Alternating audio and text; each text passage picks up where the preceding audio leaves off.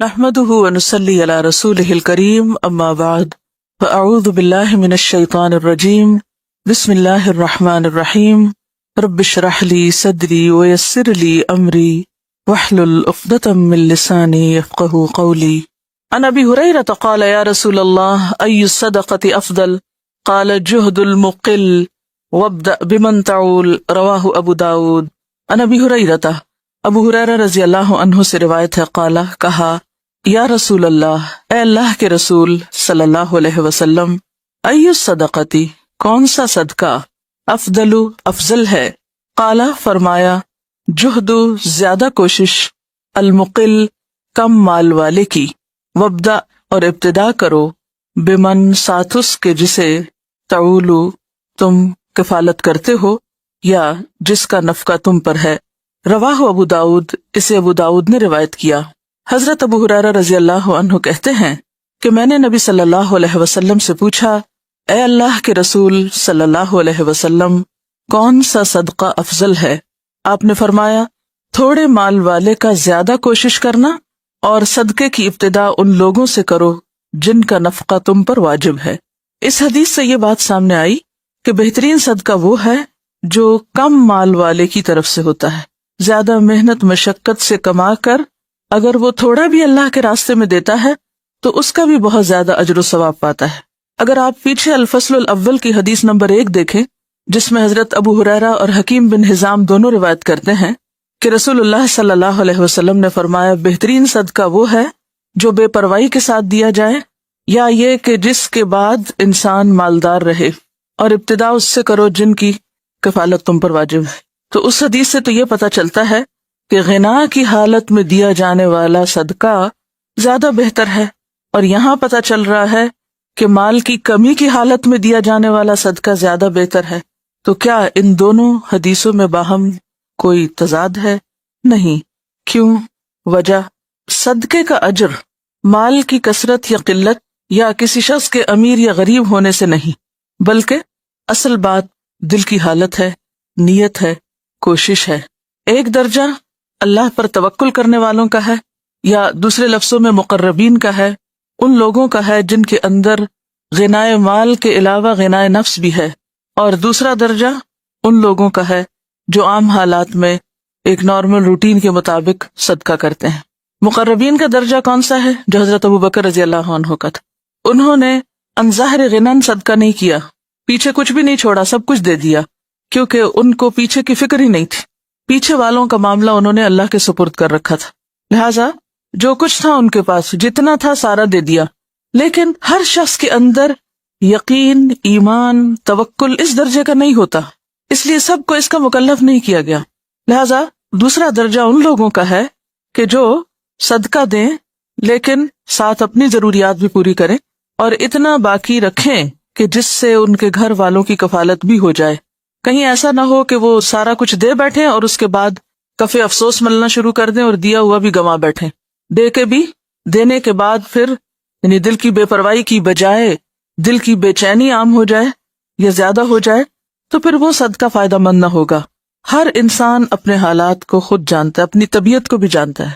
ایک شخص ہے جو سب کچھ دے کر بھی سمجھتا اس نے کچھ نہیں کیا، دوسرا شخص وہ ہے کہ جو تھوڑا سا دے کر بھی پریشان ہو جاتا ہے کہ میرا کیا ہوگا۔ تو اصل میں پھر بہترین صدقہ کیا ہے کہ جو نفس کی بے پرواہی کے ساتھ دیا جائے، دے کر انسان بے پرواہ ہو جائے، اس بات کا غم نہ کھائے کہ اب میرے بچوں کا کیا ہوگا یا میرا کیا ہوگا یا آئندہ کیا بنے گا۔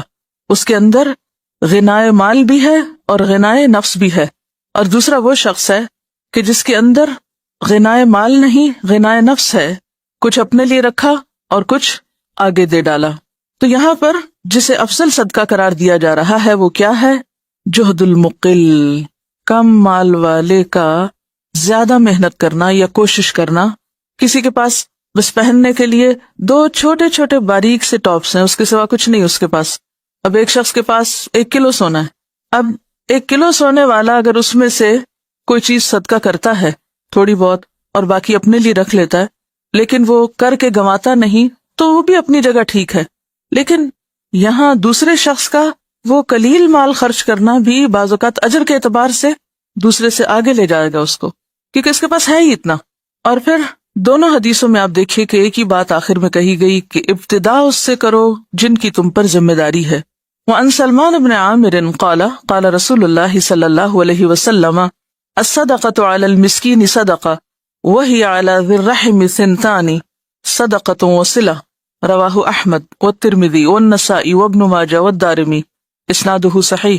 وعن سلمان بن عامر، سلمان بن عامر سے روایت ہے، قال کہتے ہیں قال رسول اللہ صلی اللہ علیہ وسلم، رسول اللہ صلی اللہ علیہ وسلم نے فرمایا الصدقۃ علی المسکین، مسکین پر صدقہ کرنا، صدقہ کرنا ہے بس، وہی علی ذی الرحم، اور رشتہ دار پر صدقہ کرنا، سنتانی، دوہرے اجر کا باعث ہے، صدقۃ صدقے کا بھی، وصلۃ اور صلہ رحمی کا بھی۔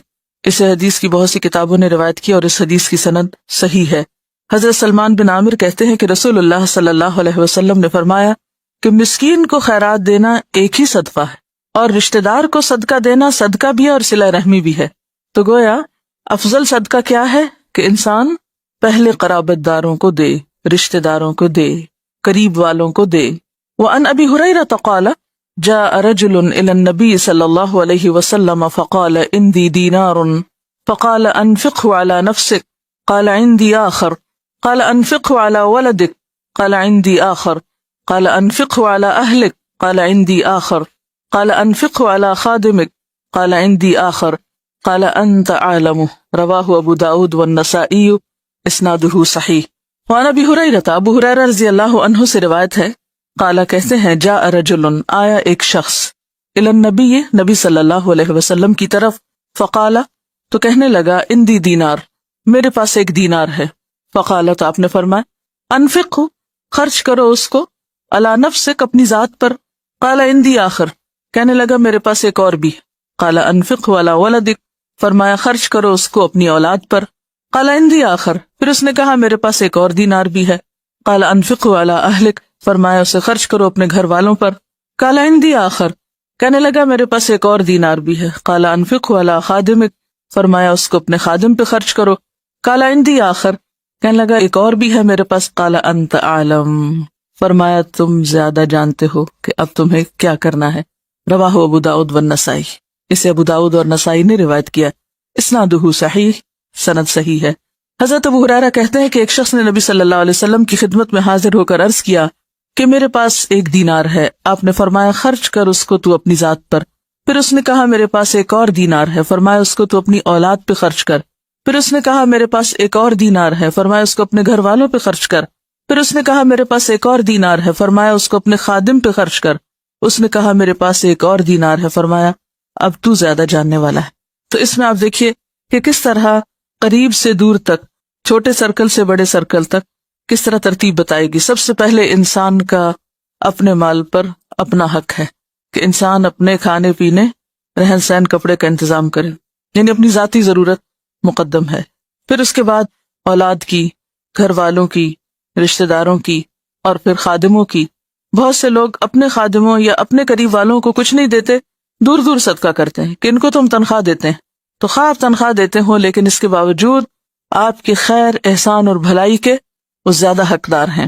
اور پھر انسان کو اپنی سوچ سمجھ سے کام لینا سکھایا جا رہا ہے کہ ہر بات صرف پوچھ پوچھ کے نہیں کرتے، خود بھی کچھ فیصلے کرتے ہیں، خود بھی سمجھ سے کام لیتے ہیں، کیونکہ ایک شخص ہوتا ہے انڈیپینڈنٹ، خود انحصار، خود پر انحصار کرنے والا، ایک ہوتا ہے ڈیپینڈنٹ، دوسروں پر انحصار کرنے والا ہوتا ہے، ایک ہوتا ہے انٹر ڈیپینڈنٹ، باہم ایک دوسرے پر انحصار کرنے والے لوگ۔ یہ تین طرح کے لوگ ہوتے ہیں۔ بہتر کون ہوتا ہے، انڈیپینڈنٹ یا ڈیپینڈنٹ یا انٹر ڈیپینڈنٹ؟ ایک شخص ہے بس ہر فیصلہ اپنی مرضی سے کرنے والا، خود مختار، اور ہر چیز اپنی عقل سے سوچ کے کرنے والا۔ دوسرا ہے ہر کام پوچھ پوچھ کے کرنے والا، بدھو کا بدھو، کوئی کام خود نہیں آتا کرنا، اپنی عقل استعمال ہی نہیں کرتا۔ یہ دونوں ہی درست طریقے نہیں ہیں۔ ٹوٹل انڈیپینڈنس بھی درست نہیں کیونکہ آپ اکیلے ہیں، ایک دماغ ہے آپ کا، آپ غلطی کر سکتے ہیں، اور ٹوٹل ڈیپینڈنس بھی درست نہیں کہ آپ اپنی عقل استعمال ہی نہیں کرتے۔ اصل بہترین طریقہ کیا ہے؟ وَأَمْرُهُمْ شُورَى بَيْنَهُمْ، باہم ایک دوسرے کے ساتھ مشورہ کر کے کام کرنا۔ یہاں آپ دیکھیے کہ پہلے سوال جو ہیں یہ سارے باہم مشورے کے ہیں۔ آپ کوئی اچھا کام کرنا چاہتے ہیں، کسی علم والے سے پوچھ لیں کہ میں یہ کرنا چاہتا ہوں، مجھے آپ بتائیے کہ مجھے کیا کرنا چاہیے. وہ بتا دے گا یہ کر لو، پھر یہ کر لو، اچھا یہ کر لو. پھر اس کے بعد یہ گنجائش بھی چھوڑی جائے گی کہ اچھا اب اپنے حالات تم مجھ سے زیادہ جانتے ہو، صرف مسئلہ یا فتویٰ تو کافی نہیں، اب تمہیں زیادہ پتا ہے، اصول تمہیں دے دیے گئے ہیں، آگے خود بھی کچھ سوچو. تو یہی طریقہ بہتر ہے کہ انسان مشورہ بھی کرے اور ساتھ اپنی عقل سے بھی کام لے. وعن ابن عباس قال قال رسول اللہ صلی اللہ علیہ وسلم الا اخبرکم بخیر الناس رجل ممسک بعنان فرسه فی سبیل اللہ الا اخبرکم بالذی یتلوه رجل معتزل فی غنیمۃ له یؤدی حق اللہ فیها الا اخبرکم بشر الناس رجل يسأل باللہ ولا يعطی به رواہ الترمذی والنسائی والدارمی واسنادہ صحیح. وعن ابن عباس، ابن عباس سے روایت ہے، قال کہتے ہیں، قال رسول اللہ، فرمایا رسول اللہ صلی اللہ علیہ وسلم نے، الا اخبرکم، کیا میں نہ خبر دوں تم کو، بخیر الناس، لوگوں میں سب سے بہترین کی، رجل، ایک شخص، ممسکن، تھامنے والا، پکڑنے والا، بعنانی، لگام، فرسہی، اپنے گھوڑے کی، فی سبیل اللہ، اللہ کے راستے میں. الا اخبرکم، کیا نہ میں بتاؤں تم کو، بالذی، وہ شخص یا اس کے بارے میں جو، یتلوہ، پیچھے آتا ہے اس کے، یعنی اس کے بعد نیکسٹ، رجل، ایک شخص، معتزل، الگ رہنے والا، فی غنیمۃ لہ، اپنی بکریوں میں، یؤدی، ادا کرتا ہے، حق اللہ، اللہ کا حق، فیہا، ان میں. الا اخبرکم، کیا میں نہ بتاؤں تم کو، بشر الناس، لوگوں میں بدترین کے بارے میں، رجل، ایسا شخص، یسأل باللہ، اللہ کے نام پہ سوال کیا جاتا ہے، ولا یعطی بہ، اور وہ اس کے نام پر دیتا نہیں. رواہ الترمذی، اسے ترمذی اور نسائی اور دارمی نے روایت کیا، حدیث کی سند صحیح ہے. حضرت ابن عباس کہتے ہیں کہ رسول اللہ صلی اللہ علیہ وسلم نے فرمایا، میں تم کو بتلاؤں سب سے بہتر آدمی کون ہے؟ یہ وہ آدمی ہے جس نے اللہ کی راہ میں لڑنے کے لیے یا اللہ کے راستے میں اپنے گھوڑے کی لگام پکڑی ہوئی ہے. پھر آپ نے بتایا، کیا نہ بتاؤں تم کو وہ شخص جو درجے میں اس سے قریب ہے یا اس کے بعد آتا ہے، اگلا نمبر اس کا ہے، وہ شخص جس نے اپنی چند بکریوں کے ساتھ گوشہ نشینی اختیار کر لی ہے اور وہ ان بکریوں میں سے خدا کا حق ادا کرتا ہے. پھر آپ نے فرمایا، کیا نہ بتاؤں میں تم کو سب سے برے شخص کے بارے میں، یہ وہ ہے جس سے اللہ کے نام پہ مانگا جاتا ہے اور وہ نہیں دیتا. اب اس حدیث میں ایک بہترین شخص کی بات کی گئی کہ اللہ کا پسندیدہ بندہ کون ہے. یہ وہ شخص ہے جس کے ہاتھ میں اس کے گھوڑے کی لگام ہے، حکم کا منتظر ہے، پابرکاب ہے، اٹینٹو ہے، ہر لمحہ اللہ کے راستے میں نکلنے کے لیے تیار ہے، کچھ بھی دیر نہیں لگاتا، جب حکم ملے، جب پکارا جائے فوراً نکل پڑتا ہے، کوئی بہانہ نہیں، کوئی عذر نہیں، بلکہ تیاری کر کے رکھتا ہے. اب ظاہر ہے کہ اس زمانے میں اللہ کے راستے میں نکلنے کے لیے کئی طریقے تھے، جن میں سے ایک جنگ کے لیے نکلنا تھا، کیونکہ آپ صلی اللہ علیہ وسلم کی زندگی میں ہی بے شمار غزوات ہوئے اور مدینہ کی زندگی میں کوئی مہینہ شاید ایسا گزرا ہو کہ جس میں کوئی نہ کوئی جنگ نہ ہو، یعنی کثرت کے ساتھ آپ کو مختلف علاقوں میں لوگوں کو بھیجنا پڑا، خود بھی تشریف لے گئے. اب ایسے میں ضرورت کس بات کی تھی کہ وہ لوگ میسر ہوں جو اس کام کے لیے نکل سکیں. یہ اس دور کی ضرورت تھی. کسی اور دور میں جبکہ جہاد فی سبیل اللہ کا یہ طریقہ موجود نہ ہو تو بھی یہاں نہ جنگ کا لفظ ہے نہ ہی جہاد کا لفظ ہے، فی سبیل اللہ کا لفظ ہے. اللہ کا راستہ مراد، یعنی اللہ کے دین کی خدمت کا کوئی بھی کام جو کسی بھی موقع پر کسی کے حصے میں جس طرح بھی آ جائے، تو وہ شخص جو اس کام کے لیے ہمہ وقت تیار ہے، ہمہ وقت، آل دا ٹائم، نہ سستی نہ دیر. جیسے جنگ احد میں آپ کو معلوم ہے کہ لوگ زخموں سے چور تھے، صدمہ تھا، جذباتی صدمے کا شکار بھی تھے، جسمانی طور پر بھی نڈھال تھے. 70 سے زیادہ لوگ ایک بستی میں شہید ہو چکے تھے، گھر گھر میں موت تھی، کیا عالم ہوگا. لیکن جب اگلے ہی روز آپ بلاتے ہیں اللہ کے راستے میں تو لوگ زخموں سے چور نکل پڑتے ہیں، ویسے کہ ویسے نکل پڑتے ہیں، دیر نہیں لگاتے. یہ کس طرح ممکن ہوا؟ یہ اس ذہن سازی کے ذریعے، سوچ بدلنے سے. انفروا خفافا او ثقالا، ہلکے ہو یا بوجھل نکلو.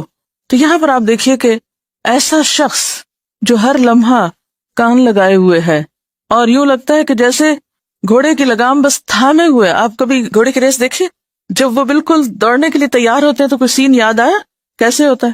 وہ سین ذرا سوچیں کہ جب ریس کے لیے گھوڑوں کو لگام کھینچ کے رکھا جاتا ہے اور جو ہی سیٹی بجتی ہے تو سب دوڑانا شروع کر دیتے ہیں. تو بالکل ویسی ہی کیفیت ہے اس شخص کی کہ یوں لگتا ہے جیسے اللہ کے راستے میں بس گھوڑا دوڑانے کے لیے تیار کھڑا، لگام ہاتھ میں لی ہوئی ہے. یہ نہیں کہا کہ پاؤں رکھے ہوئے ہیں، پابر رکاب جس کو ہمارے محاورے میں زیادہ ایفیشینٹ شخص کے لیے، یہاں اس نے تو لگام بھی پکڑی ہوئی ہے کہ جس وقت حکم ہوگا فوراً دوڑا دے گا. اتنی تیاری، حد درجہ تیار. اس کو ذرا اپنے اوپر لے کر دیکھ.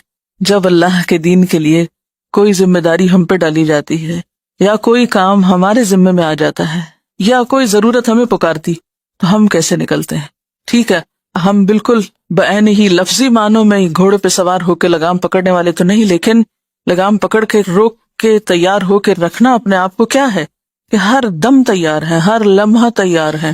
دن ہو یا رات ہو، گرمی ہو یا سردی ہو، ہلکے ہو یا بوجھل ہو، تیار ہیں. اور پھر اگر اس حدیث کو سمجھنے کے لیے سورۃ کہف کا ابتدائی حصہ یاد کر لیں کہ یہ تیار وہی ہو سکتا ہے جس کے اندر شدید طرح کی تڑپ ہو انسانوں کے لیے. لعلک باخع نفسک علی آثارہم، یہ پہلا درجہ ہے فتنوں کے دور میں، پہلا درجہ. دوسرا درجہ کیا ہے کہ یہ موقع تو نہیں، فتنے اتنے زیادہ ہیں، نہ کوئی جنگ ہے، نہ جہاد ہے، اور نہ ہی کہیں کوئی صورت کسی اصلاح کی، انتہائی بگاڑ کا زمانہ ہے، اپنے ایمان کو بچانا مشکل. تو پھر دوسری سنت کیا تھی، کیا کرنا چاہیے؟ پھر غار میں پناہ لینا. بالکل یہ حدیث اس کے مطابق ہے کہ پھر انسان جب دیکھے کہ کچھ بھی نہیں کر سکتا تو پھر اپنا ایمان بچانے کے لیے بکریاں لے تھوڑی سی، اور کسی پہاڑ میں، کسی جنگل میں، کسی گاؤں میں، کسی دیہات میں جا کے بیٹھ جائے اور ان بکریوں میں اللہ کا حصہ نکالے. ظاہر ہے کہ جہاں بکریوں کی پیداوار بڑھے گی. تو دوسرے درجے پہ کون شخص ہے جو کام بالکل اور کر رہا ہے؟ اب آپ دیکھیے کہ ایک شخص بالکل تیار بیٹھا اللہ کے راستے میں نکلنے کے لیے، اور دوسرا شخص بکریاں لے کے کونے میں گوشے میں جا کے بیٹھ گیا اپنا ایمان بچانے کے لیے. وہ درجے میں نمبر 1 ہے، لیکن فوراً بعد اس کے اس کا درجہ ہے. کیوں؟ کیونکہ یہ بھی اپنے ایمان کی حفاظت کے لیے اب دنیا کو چھوڑ کر ایک محدود زندگی گزار رہا ہے، کیونکہ وہ تنہا لڑنے کے قابل نہیں اب، کیونکہ لڑائی بھی تو اکیلے نہیں ہوتی نا، یا کوئی جہاد یا کوئی بھی کام یا کوئی بھی دین کی خدمت تنہا نہیں ہو سکتی. تو ایسے میں پھر انسان کم از کم اپنے آپ کو محفوظ کرے. اور پھر تیسرے درجے پہ وہ شخص ہے جو انتہائی بدترین ہے، جس سے اللہ کے نام پر کچھ مانگا جائے اور وہ دینے سے انکار کر دے. ابھی ایسا فتنے کا زمانہ نہیں آیا کہ لوگوں کو کچھ بتانے کی بجائے یا سنانے کی بجائے ہم گوشہ نشینی اختیار کر لیں. الحمدللہ اب بھی اللہ کے بہت سے بندے آپ کے منتظر ہیں کہ جن کو اگر تھوڑا سا بھی کچھ بتایا جائے، تھوڑا سا بھی ان کو اللہ سے ملایا جائے تو وہ تیزی کے ساتھ آگے بڑھتے ہیں. ان کا قصور بس اتنا ہے کہ ان تک پیغام پہنچا نہیں، اگر پہنچ جائے تو وہ دیر نہ کریں. کئی لوگوں کو بالکل شعور نہیں، لیکن جب انہیں پتہ چلتا ہے تو وہ بہت سو سے آگے نکل جاتے ہیں. اگلی حدیث وعن ام بجید قالت قال رسول اللہ صلی اللہ علیہ وسلم رد السائل ولو بظلف محرق رواہ مالک والنسائی وروى الترمذی وابو داود معناہ. حضرت ام بجید کہتی ہیں رسول اللہ صلی اللہ علیہ وسلم نے فرمایا کہ سائل کو کچھ دے کر واپس کرو، اگرچہ وہ بھنا ہوا کھر ہی کیوں نہ ہو. پیچھے حدیث گزر چکی، اس کا یہ مطلب نہیں کہ کسی کو جلا کے کچھ دیا جائے، مطلب یہ کہ اگر کچھ بھی نہ ہو اور کچھ چیز خراب ہوگی اور کچھ باقی استعمال کے قابل بھی تو وہ بھی دیا جا سکتا ہے، نہ دینے سے کچھ دینا بہتر. وعن ابن عمر قال قال رسول اللہ صلی اللہ علیہ وسلم من استعاذ منکم باللہ فاعیذوہ ومن سأل باللہ فاعطوہ ومن دعاکم فاجیبوہ ومن صنع الیکم معروفا فکافئوہ فإن لم تجدوا ما تكافئوه فادعوا له حتى تروا أن قد كافأتموه. رواه أحمد وأبو داود والنسائی اسناده صحیح.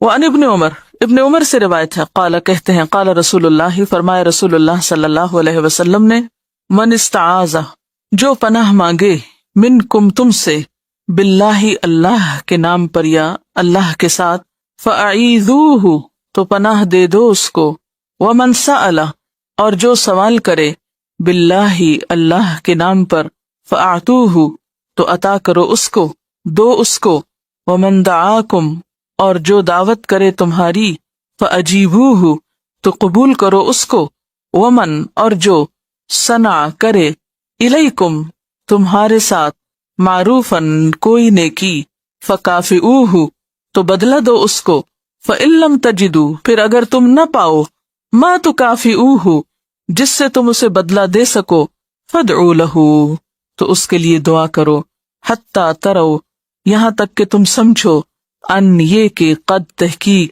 کافأتموہ تم نے بدلہ دے دیا اس کو.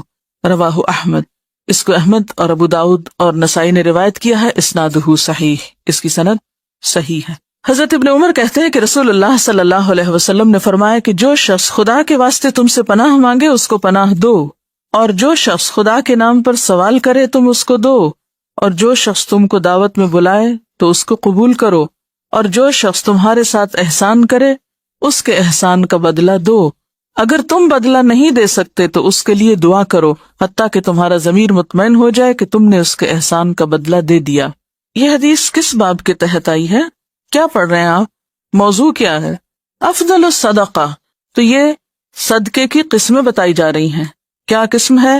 اللہ کے نام پر کسی کو پناہ دینا، کسی کی حفاظت کا ذمہ لینا، یہ بھی صدقہ ہے.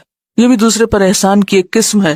یعنی صدقہ ہمیشہ مال کا نہیں ہوتا، کسی کی مشکل وقت میں مدد کرنے کا بھی ہوتا ہے. ایک شخص اگر خوف کا شکار ہے، غم میں مبتلا ہے، کسی پریشانی میں ہے، ایسے شخص کی آگے بڑھ کر مدد کرنا کیا ہے؟ صدقہ کرنا ہے. وَمَنْ سَأَلَ بِاللَّهِ فَآتُوهُ. صدقے کی ایک اور قسم کیا ہے؟ کہ جو اللہ کے نام پر مانگے اسے کچھ دے دو. وَمَنْ دَعَاكُمْ فَأَجِيبُوهُ. جو تمہاری دعوت کرے اسے قبول کر لو. یہ بھی صدقہ ہے. یہ کیسے صدقہ ہے؟ کون بتائے گا کہ یہ کیسے صدقہ ہے؟ کسی کا دل نہ توڑا جائے، کسی کا دل رکھا جائے. کیونکہ ظاہر ہے کہ کوئی اسی کو بلائے گا جس کے ساتھ اس کا کوئی تعلق ہوگا، جس سے وہ کوئی ایکسپیکٹیشن رکھتا ہوگا، جس سے اسے محبت ہوگی. تو محبت کا جواب کس سے دو؟ محبت سے دو. اور یہاں محبت کا جواب محبت سے دینا کیا ہے؟ دعوت قبول کر لینا. وَمَنْ صَنَعَ إِلَيْكُمْ مَعْرُوفًا. اور جو شخص تمہارے ساتھ کوئی نیکی کرے، کوئی احسان کرے تم پر، فَكَافِئُوهُ. تو تم اس کا بدلہ اس کو دو. فَإِن لَمْ تَجِدُوا. پھر بدلہ دینے کے لیے کچھ نہیں تمہارے پاس.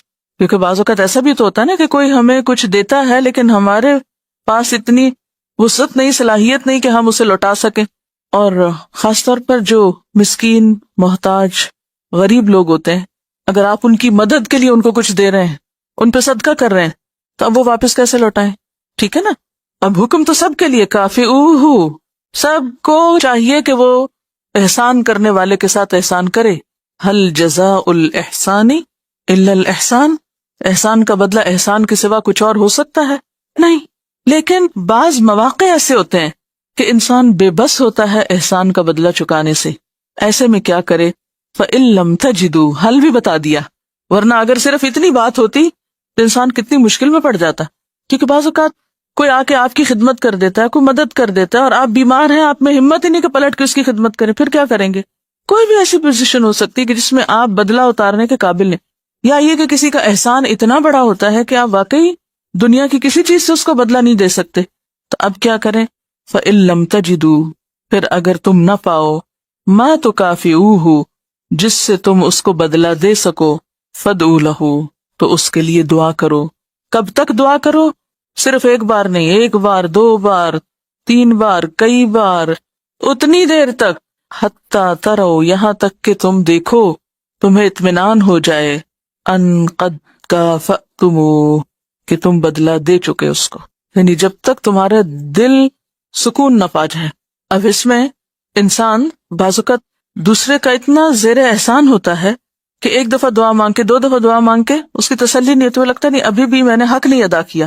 جیسے والدین ہیں، آپ ساری زندگی بھی والدین کے لیے دعائیں مانگے، ان کے مرنے کے بعد بھی ان کے لیے دعا مانگے، تو ہمیشہ کیا ہوتی ہے کیفیت؟ کہ ہم نے حق ادا نہیں کیا. ایک شخص نے کہا تھا نا کہ میں نے اپنی ماں کو اپنی پیٹھ پہ حج کرا دیا تو میں نے بدلہ دے دیا اس کے احسان کا. فرمایا ایک رات کا بھی نہیں دیا جو تمہارے لیے جاگی تھی. تو 9 مہینے جو اپنے پیٹ میں رکھتی ہے، پیدا کرتی ہے، دودھ پلاتی ہے، فکر کرتی ہے، دعائیں مانگتی ہے، اور کتنے خلوص سے وہ دعائیں مانگتی ہے ماں. پلٹ کے ہم کیا کرتے ہیں؟ ہم سمجھتے ہیں ایک آدھ دفعہ کہیں دعا کر کے یا کوئی سال میں ایک دفعہ برسی منا کے ہم نے حق ادا کر دیا. نہیں. تو ایسے میں پھر کیا ہے؟ جب تک ہم خود زندہ ہیں آخر تک ان کے لیے دعائیں کرتے رہیں. اور پھر آپ دیکھیے کہ جو اولاد اپنے والدین کے لیے محسن ہوگی، اللہ تعالیٰ اس کو اس کی اولاد میں وہ آنکھوں کی ٹھنڈک دکھا دے گا. کیونکہ مکافات عمل کیا ہے؟ والدین کی نافرمانی انسان کی زندگی میں مشکلات لاتی. یہ مکافات عمل ہے. مکافات عمل کا لفظ کبھی سنا؟ جیسا کرو گے ویسا بھرو گے. سمپل ورڈز میں یہ ہو نہیں سکتا کہ کوئی شخص کسی کے لیے اچھا سوچے اور اس کو اچھا بدلہ نہ ملے اس کا، کوئی شخص کسی کے ساتھ ہمدردی رکھے اور اللہ اس کا بھلا نہ کرے، کوئی شخص کسی کی تکلیف دور کرے اور اللہ تعالیٰ اس کی تکلیف دور نہ کرے، کوئی کسی کی مدد کرے اور اللہ اس کی مدد نہ کرے، یہ ہو نہیں سکتا۔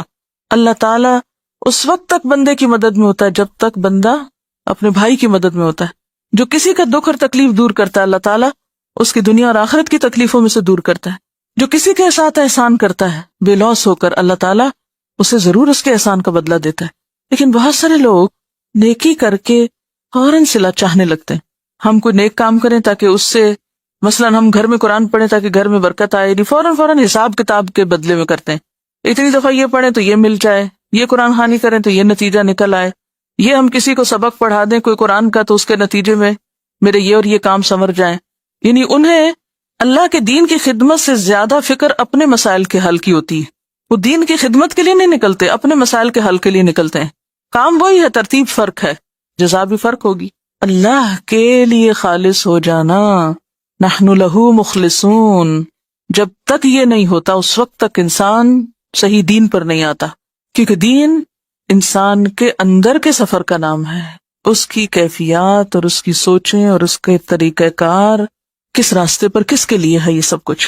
تو بہرحال یہاں پر کیا فرمایا کہ جب تک تمہیں یقین نہ ہو جائے کہ تم نے حق ادا کر دیا، تم دعا کرتے رہو، کثرت سے اس کے لیے دعا مانگتے رہو۔ دعا کیسے کی جائے؟ دعا میں جو بہترین الفاظ ہیں وہ ہے جزاک اللہ خیرا، اللہ تمہیں اس کا بہتر بدلہ دے۔ ٹھیک ہے، اب آپ دیکھیں کہ جس شخص کے ساتھ احسان کیا گیا اس نے احسان کرنے والے کو دعا دی، دعا کیا دی؟ اس کا بدلہ تمہیں میں تو نہیں دے سکتا، اللہ تمہیں بدلہ دے، جزاک اللہ۔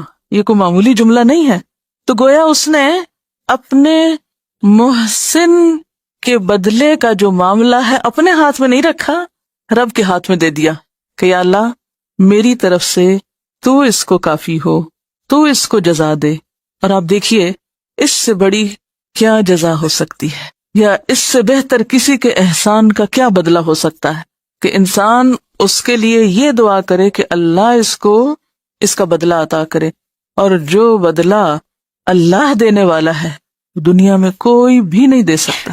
اور جس شخص کو یہ جتنا زیادہ یقین ہو جائے وہ اتنا ہی لوگوں سے بے نیاز ہو جاتا ہے، کسی شکریہ، کسی تعریف اور کسی بھی قدردانی، ان تمام چیزوں سے وہ اوپر چلا جاتا ہے۔ اور جب تک انسان اللہ کے لیے مخلص نہیں ہوتا، بندوں سے بدلہ چاہتا ہے، میں نے اس کے ساتھ یہ کیا یہ میری عزت کرے، میں نے اس کے ساتھ یہ کیا یہ میری قدر کرے، میں نے اس کے ساتھ یہ کیا یہ مجھے مال سے مدد دے، یہ میری تعریف کرے، یہ میرا دفاع کرے، یہ میرا ساتھ دے، یہ مجھے اچھا سمجھے۔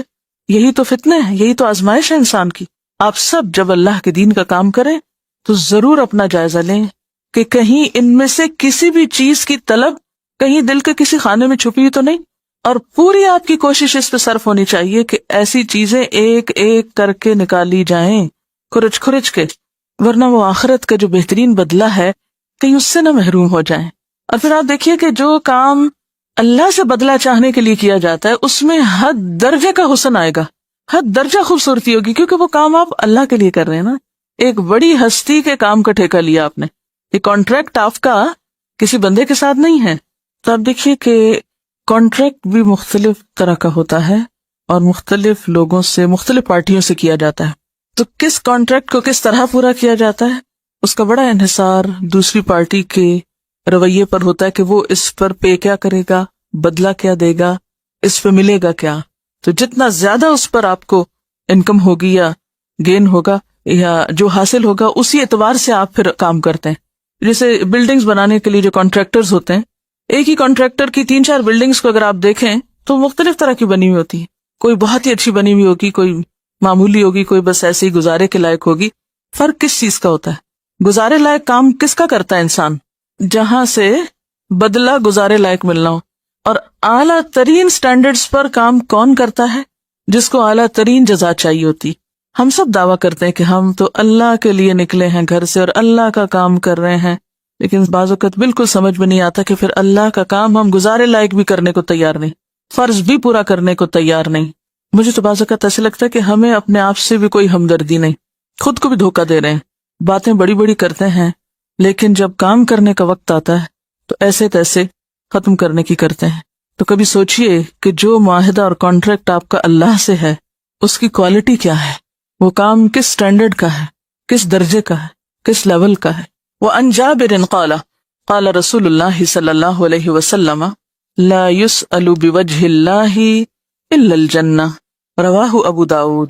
وعن جابر، اور حضرت جابر سے روایت ہے، قالا کہتے ہیں، قال رسول اللہ، فرمایا رسول اللہ صلی اللہ علیہ وسلم نے، لا يسأل، نہیں سوال کیا جاتا، بوجہ اللہ، اللہ کے نام کے ساتھ یا اللہ کی ذات کے ساتھ، الا الجنہ، سوائے جنت کے۔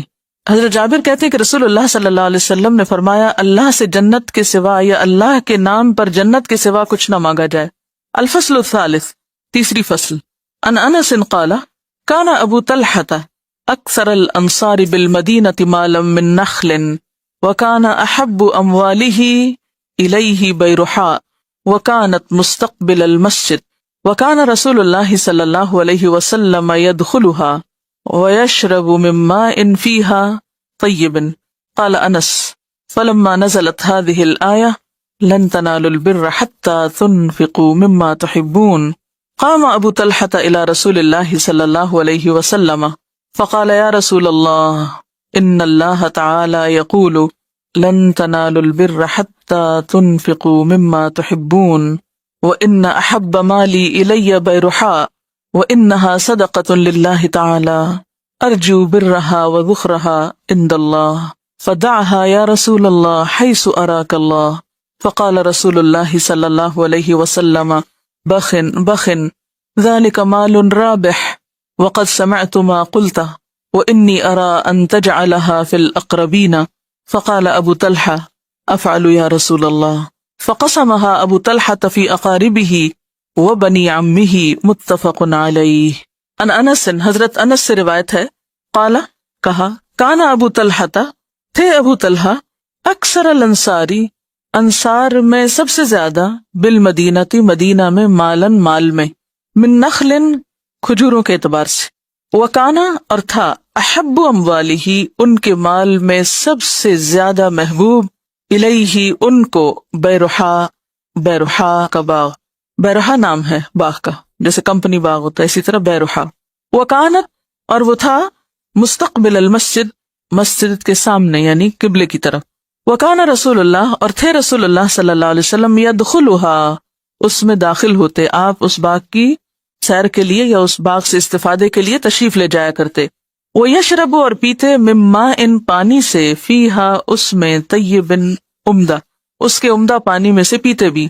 قال انس، انس کہتے ہیں، فلما نزلت، تو جب نازل ہوئی، هذه الآیہ، یہ آیت، لن تنالوا البر، تم ہرگز نہیں پا سکتے نیکی کو، حتی تنفقوا مما تحبون، یہاں تک کہ تم خرچ کرو اس میں سے جو تم پسند کرتے ہو۔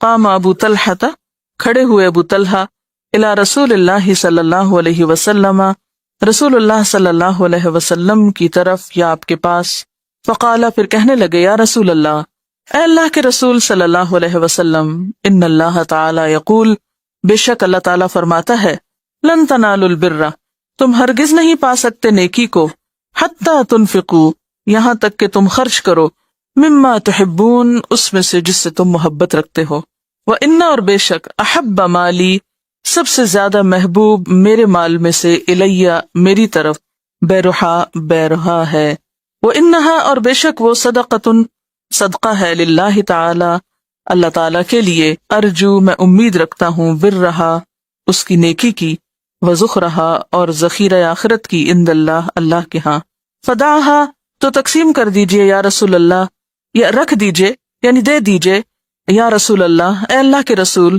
صلی اللہ علیہ وسلم، حیث اراک اللہ، جہاں بھی اللہ آپ کو سجھائے، فقالا، تو فرمایا رسول اللہ صلی اللہ علیہ وسلم نے، بخن بخن، شاباش شاباش، ذالک، یہ، مال مال ہے، رابح، نفع بخش، وقد سمعت، اور تحقیق میں نے سن لیا، ما قلتا، جو تم نے کہا، وانی ارا، اور بے شک میں یہ دیکھتا ہوں، ان تجعلھا، کہ تم دے دو اس کو، یا رکھ دو اس کو، یا تقسیم کر دو اس کو، فی الاقربین، رشتہ داروں میں۔ فقال ابو طلحہ، تو ابو طلحہ نے کہا، افعل یا رسول اللہ، اے اللہ کے رسول صلی اللہ علیہ وسلم میں ایسا ہی کروں گا. فقسمہا تو تقسیم کر دیا اس کو ابو طلحہ تھا ابو طلحہ نے فی اقاربہ اپنے رشتہ داروں میں و بنی عمہ اور اپنے چچا کے بیٹوں میں. متفق علیہ متفق علیہ روایت ہے. ترجمہ حضرت انس کہتے ہیں کہ مدینہ کے انصار میں کھجوروں کے اعتبار سے ابو طلحہ بہت مالدار تھے اور سب سے زیادہ مرغوب و محبوب ان کو وہ باغ تھا جس کا نام بیرحا تھا. یہ باغ مسجد نبوی کے بالمقابل تھا. آپ اس باغ میں تشریف لے جاتے، اس کا میٹھا پانی پیتے. حضرت انس کہتے ہیں جب یہ آیت نازل ہوئی لن تنالوا البر حتی تنفقوا مما تحبون، تو ابو طلحہ آپ صلی اللہ علیہ وسلم کی خدمت میں حاضر ہوئے اور عرض کیا اے اللہ کے رسول صلی اللہ علیہ وسلم، اللہ تعالیٰ کا ارشاد ہے لن تنالوا البر حتی تنفقوا مما تحبون، اور میرا باغ بیرحا مجھ کو اپنے مال میں سب سے زیادہ محبوب ہے اور میں اس کو اللہ تعالیٰ کے نام پر صدقہ کرتا ہوں اور اس سے نیکی کی امید رکھتا ہوں. توقع ہے کہ وہ اللہ تعالیٰ کے نزدیک میرے لیے ذخیرہ آخرت ثابت ہوگا. اے اللہ کے رسول صلی اللہ علیہ وسلم، آپ جہاں مناسب سمجھیں اس کو خرچ فرمائیں. آپ نے فرمایا بہت خوب بہت خوب، یہ تو بڑا ہی نفع بخش ہے. تم نے جو کچھ کہا میں نے سن لیا. اب میرے نزدیک مناسب یہ ہے کہ تم اس کو اپنے قرابت داروں میں تقسیم کر دو. ابو طلحہ نے عرض کیا اے اللہ کے رسول صلی اللہ علیہ وسلم میں ایسا ہی کروں گا. لہٰذا ابو طلحہ نے بیرحا کو اپنے قرابت مندوں اور چچا زاد بھائیوں میں تقسیم کر دیا. اس حدیث میں سب سے اہم بات کیا لگی آپ کو؟ سمعنا و اطعنا، نیکی میں سبق، نیکی کرنے میں دیر نہ لگائی. سب سے اہم بات سیکھنے کی اس میں یہ ہے، سنا اور فوراً نیکی کر دی. اب آپ دیکھیے ایک شخص کا باغ ہو، اس میں میٹھا پانی ہو، مسجد نبوی کے قریب ہو، کتنی قیمتی جگہ ہو سکتی ہے نا. اور پھر آپ صلی اللہ علیہ وسلم کو بھی وہ جگہ پسند ہو، آپ وہاں جاتے بھی ہوں، اور پھر وہ آیت سنتے ہی چلا جائے اور کہے میرے نزدیک میرا پسندیدہ مال یہی ہے، آپ اس کو اللہ کے راستے میں رکھ لیجئے اور جہاں چاہیں خرچ کیجئے. یہ میں آپ کے اوپر چھوڑتا ہوں، کیونکہ بعض اوقات ہم اپنا پسندیدہ مال جب دینے لگتے تو پھر کسی اور کو نہیں کہتے تم جا کے جس کو جی چاہے دو. ہم کیا کرتے ہیں؟ ہم ذرا خود سوچ سمجھ کے دیں گے جس کو دیں گے. یہ سوچ سمجھ کیا چیز ہوتی ہے، اس میں اس کے پیچھے کیا ہوتا ہے؟ اس سوچ سمجھ کے پیچھے بعض اوقات پھر اپنی ہی کوئی غرض اور دنیا کا حقیر حقیر حقیر فائدہ چھپا ہوا ہوتا ہے وہ دل کے گوشے میں، جس کی ہمیں خود بھی نہیں خبر ہوتی.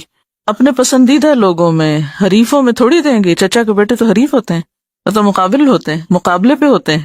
سب سے زیادہ رائولری خاندان میں کس میں ہوتی ہے؟ کزنز میں ہوتی ہے عام طور پہ. آپ سوچئے ذرا کہ وہ آتے ہیں، بتاتے ہیں، آپ تعریف کرتے ہیں، شاباش دیتے ہیں، پھر مال کی تعریف بھی کرتے ہیں اور فرماتے ہیں کہ ٹھیک ہے جو تم نے کہا قبول ہو گیا، اب تم اگر مجھ پہ چھوڑتے تو میں تمہیں کہوں گا کہ اپنے رشتہ داروں کو دے دو.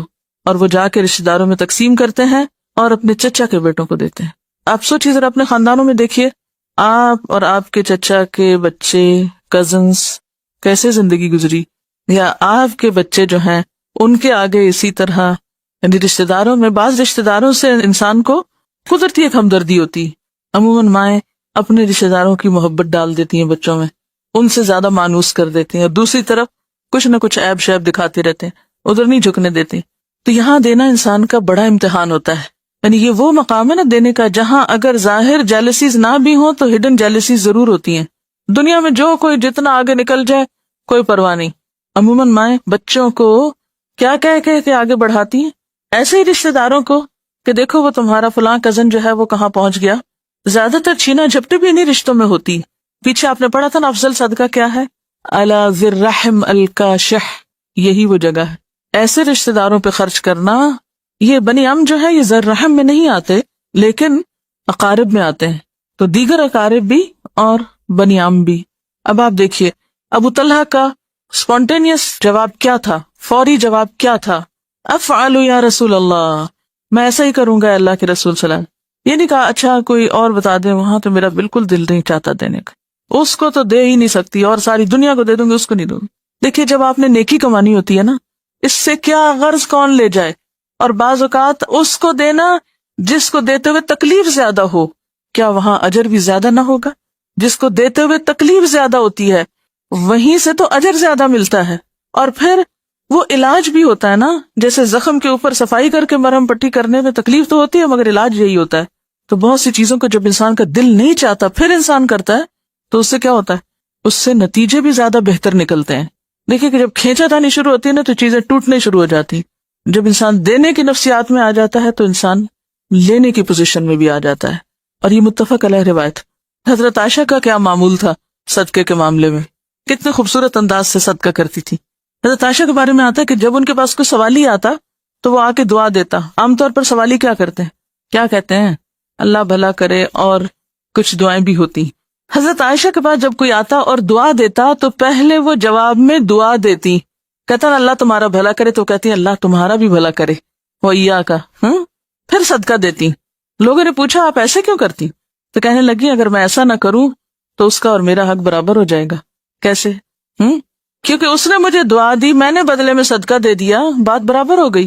میں نے تو دعا لے کے بھی وصول کر لیا، لہٰذا دعا کے بدلے میں دعا اور پھر ایکسٹرا صدقہ. کتنی ذہین ہے، کتنی سمجھدار ہے. اور ساری ذہانت ان کی نیکیوں کو کمانے اور آخرت کی فکر میں استعمال ہوتی ہے. ہماری ذہانت اس کے برعکس کہاں کام آتی کہ کس طریقے سے دیں کہ بظاہر لگے صرف اللہ کے لیے دیا اور اندر سے کچھ مفادات بھی حاصل ہو جائیں. تو جب تک ہم اپنے اس حصے پہ قابو نہیں پاتے نا، اور یہ صرف خود پا سکتے ہیں، کوئی دوسرا اس میں ہمیں مدد نہیں دے سکتا. اپنی نیت کا جائزہ اور احتساب صرف خود ہو سکتا ہے کہ نہیں بالکل اللہ کے لیے کچھ بھی نہیں بدلا چاہیے، بلکہ جو دعا دے کے بدلہ دے رہا اس کو بھی دعا دے کے پھر ایکسٹرا دیا جائے. صدقے کو صرف اور صرف یا کام کو صرف اور صرف اللہ کے لیے خالص کرنا جو ہے، اس کے لیے کس قدر محتاط ہیں صحابہ کرام. وعنہ قال قال رسول اللہ صلی اللہ علیہ وسلم افضل الصدقۃ ان تشبع کبدا جائعا رواہ البیہقی فی شعب الایمان. حضرت انس کہتے ہیں کہ رسول اللہ صلی اللہ علیہ وسلم نے فرمایا افضل الصدقۃ بہترین صدقہ ان تشبع کہ تم کھلاؤ یا سیر کرو یا پیٹ بھرو، کبدن جگر، جائعن بھوکے کو. رواہ البیہقی فی شعب الایمان، بیہقی نے روایت کیا ہے شعب الایمان میں. حضرت انس کہتے ہیں کہ رسول اللہ صلی اللہ علیہ وسلم نے فرمایا بہترین صدقہ یہ ہے کہ تم بھوکے جگر کا پیٹ بھر دو. بھوک تو پیٹ میں لگتی ہے، جگر کی کیوں بات ہو رہی؟ کیا کنیکشن ہے جگر اور پیٹ کا؟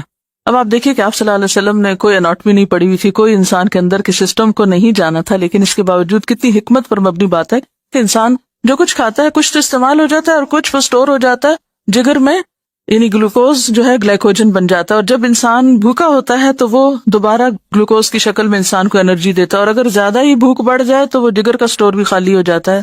تو ایسے میں اتنا تو دو کسی کو کہ اس کا صرف پیٹ نہ بھرے، جگر میں بھی تھوڑا سا سٹور ہو جائے، اس درجے کا دو، اتنا دو، اور غذائیت والا دو. اور اس میں صرف انسان نہیں، کبدن جائعن ہر جاندار آتا ہے، کسی کو بھی کھلا دو. بعض لوگ جانوروں کو نہیں کھلاتے، ٹھیک ہے، پہلا حق انسانوں کا ہے پھر جانوروں کا ہے. بعض لوگ انسانوں کو نہیں دیتے، جانوروں کو کھلاتے رہتے ہیں. اچھا، تو کبدن جائعن میں سب آتے ہیں. وآخر دعوانا ان الحمد للہ رب العالمین. سبحانک اللہم وبحمدک نشہد ان لا الہ الا انت نستغفرک ونتوب الیک.